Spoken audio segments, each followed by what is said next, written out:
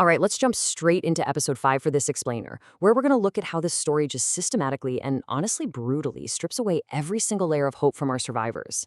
Up to now, right, the students have basically been running on pure adrenaline and this underlying assumption that, hey, if things go completely off the rails, adults are going to show up to fix it eventually. But episode 5, it is the absolute turning point. We're not just looking at the action today, we're diving deep into the psychological breakdown of a group that is slowly, agonizingly realizing literally no one is coming to save them. It's the anatomy of hopelessness. It's a wildly fascinating, though kind of terrifying question to chew on, isn't it? Put yourself in their shoes for a second. What happens to your own survival instincts when society just stops answering the phone? So instead of a basic recap, we're really going to trace this thematic descent into total hopelessness. Because when that initial panic of the zombie outbreak kind of fades out, what happens when you look around the room, take a breath, and realize the light at the end of the tunnel hasn't just dimmed, it's been entirely snuffed out? That massive psychological weight, that's what we're zeroing in on today. So, section 1, cut off from the world. We start off witnessing this macro-level abandonment, where the whole structural pillar of society just totally collapses around them. The way all lifelines to the outside world are severed is so incredibly fast and just cold. It leaves Haisan completely trapped in this bizarre bubble of silence. Martial law is declared, sure, but what does that actually mean for them? It's not just some military presence. It's the official suspension of normal civil rescue operations. At the exact same time, the internet networks are intentionally cut and the phone lines go totally dead. The government made this highly calculated choice to just deprioritize immediate rescue. Just imagine the absolute claustrophobia of that. For those kids trapped in those classrooms, staring at no signal on their screens, that sheer silence from the outside world becomes so much louder and honestly way more terrifying than the infected literally banging on their doors. And to really drive this home, think about Hari's archery team. They're fighting tooth and nail, risking absolutely everything, right? Shooting their way through blood-soaked hallways just to get to the nurse's office. Why? Because they just want to pick up a regular landline and call emergency services. It makes perfect sense. It's a completely logical goal. But the horrific irony here is that the military lockdown already ensured those landlines are completely dead. The government cut the networks. So every single ounce of effort, every insanely narrow escape, every drop of blood that team spilled to reach that phone, it was for absolutely nothing. Zero. It is just this devastating, crushing blow to their morale, and it makes you, the viewer, feel the absolute crushing futility of their whole struggle. That brings us to section 2, brief hope, crushing reality.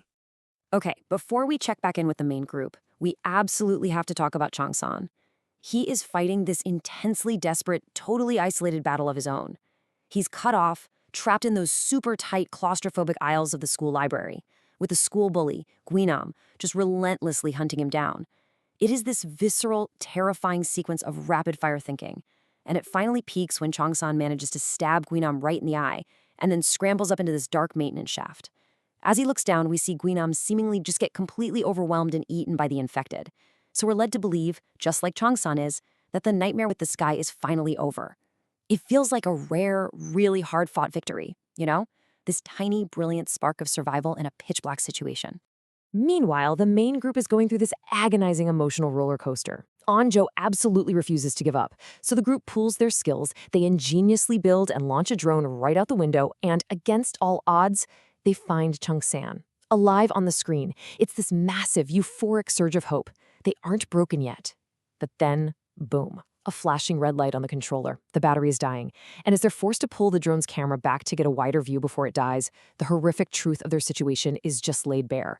The streets aren't filled with rescue teams. Instead, they see this burned, totally empty city swarming with the dead. Those helicopters they've been praying for all day, they simply aren't there. And this micro-level emotional devastation, it just shatters whatever tiny bit of morale they had left. Through that dying, fuzzy drone feed, one of the students actually spots her parents' familiar truck, only to instantly realize the horrifying reality. Her parents have already turned. The sheer emotional shock of seeing the people she loves most as monsters literally paralyzes the entire room. The grief in that room is suffocating. And in that split second of complete distraction and utter despair, they lose their focus. The drone drops out of the sky and is instantly smashed to pieces by the horde below. It is incredibly symbolic. Their only eye in the sky, literally their very last connection to the outside world, physically crashes to the pavement. Their hope is just shattered. Which takes us straight into Section 3, Abandoned by the Authorities. As the kids face this crushing reality inside the school, the situation outside is proving to be exactly as futile. There is this staggering, heartbreaking contrast happening in the world building here.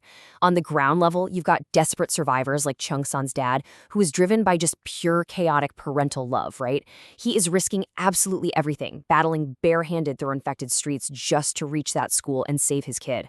But then, miles away, the military response is completely devoid of any of that humanity. Government officials aren't pushing into the city to help desperate fathers. No, they are forming this impenetrable shield wall around the perimeter. The strategy has shifted entirely, 100%, to containment and quarantine. They aren't a rescue force anymore. They've essentially turned the entire city into a cage. And this is the exact moment the true, suffocating weight of their isolation fully sets in. When a government actively chooses quarantine over rescue, it acts as a definitive death sentence for anybody left inside that perimeter.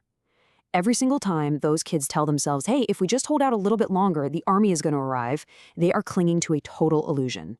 The systematic dismantling of their hope is now absolutely complete on every conceivable level. I mean, their technology is gone, their emotional resilience is shattered, and the institutions designed to protect them have locked the doors and thrown away the key. And finally, Section 4, the threat evolves. Because just as the environmental and emotional hurdles seem utterly insurmountable, the very biological rules of this world suddenly change on us. The biggest surprise of the episode requires a brand new definition for our explainer: the mutation, or as some call it, the half-zombie. Remember how we saw Guinom fall in the library? We thought that nightmare was over, but he wakes up, and to our absolute horror, he is not some mindless, shambling monster.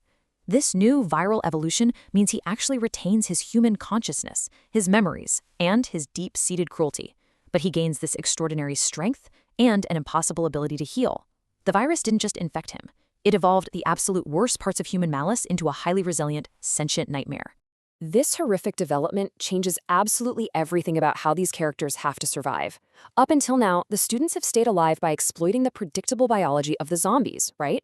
The infected react wildly to sound, they have zero problem-solving skills, they can be tricked by a pile of desks. But Guinom? He is driven entirely by a very human, very specific desire for revenge against Chung-san. He introduces a calculated, thinking threat. And this renders literally all of the group's previous survival tactics completely obsolete. I mean, seriously, how on earth do you outsmart a predator that possesses superhuman abilities, doesn't die, and actively holds a personal grudge against you? So I want to leave you with this chilling provocation as we wrap things up. The group's hope has been systematically and viciously dismantled from the outside in. No phones, no rescue, shattered morale, and now a biological paradigm shift in the virus itself that introduces a sentient monster hunting them down. If the very biology of their enemy is evolving faster than their broken will to survive, what is their next move? Keep this immense, suffocating sense of hopelessness in mind, because this completely redefines the battlefield moving forward. Thanks for joining me on this explainer, and I'll catch you in the next analysis.